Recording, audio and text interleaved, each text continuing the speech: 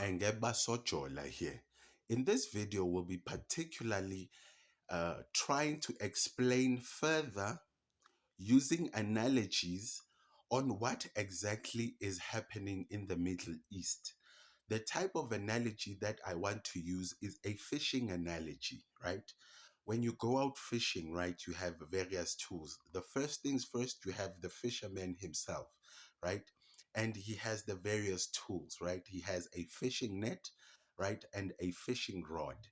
This fishing rod actually has a tension string attached to it, right?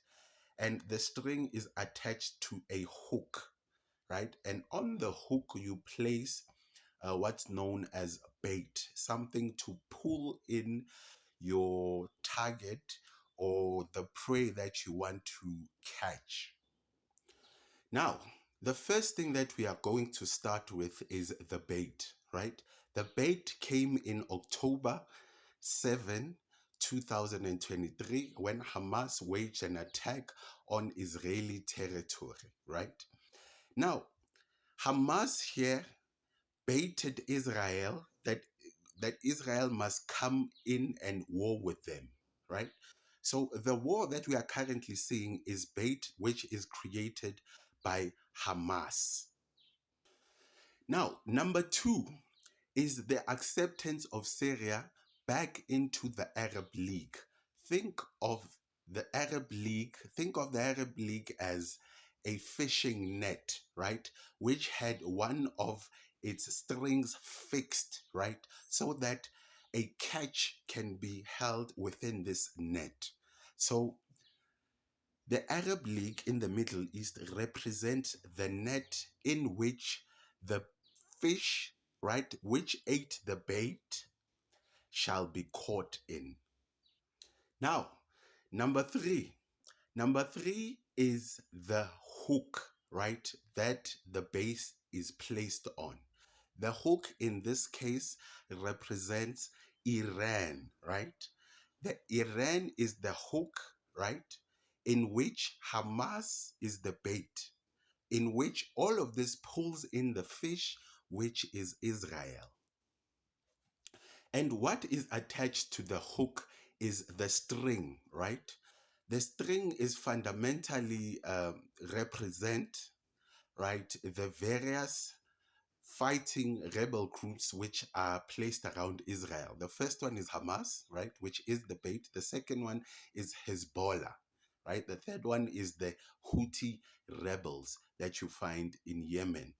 So these are the strings, and the fact that we can see the line in which the rockets start flowing from the point of attack to a point of target, right? You can see the line, the strings, the line-like strings of the clouds which are left by the rockets, which ultimately hit Israel, right?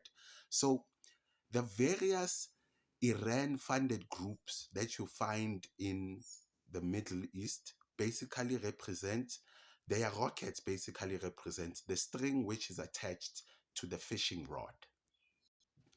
And then comes the fishing rod, right? The fishing rod is the mechanism which actually holds the string, right? And then you can actually wind the string up or wind it down. So Iran can wind up the tensions in the region or wind them down because they are the fishing rod, right? Now, as much as Iran is the fishing mechanism which is used in the Middle East, right, to actually bait Iran, to bait Israel, right? The fisherman, the person holding the fishing rod is China, right? Now, there are a number of things that China did in the year 2023 in the Middle East by uniting the various sectors the the Arab world, right? Another prominent thing that China did is to unite Saudi Arabia and Iran, right? So that they can be a united force that is about to face Israel. Now, one can ask, why am I saying that China is the fisherman? China is the actual person which is throwing the rod, rotating the wheel that pulls the string, right? Throws the net, right? Is because China needs the US distracted in two wars before the US comes to Taiwan or the South China Sea in around 2027, right? So it is believed through Chinese doctrine that you can never beat the USA head on, right? Face to face. The US needs to be caught in at least two wars in other parts of the world, right? In order for them to have the ability to face the US, right? So China, right, opened another front against the US. Now, we know there's a big front against the US between Ukraine and Russia, right? That is the first war, which is found the in Europe, right? Now, China needs to open the second front against the US in the Middle East, right? As to give a warning to the US. Now, because the US, right, wants to uh, rough up China using the South China Sea and Taiwan, right?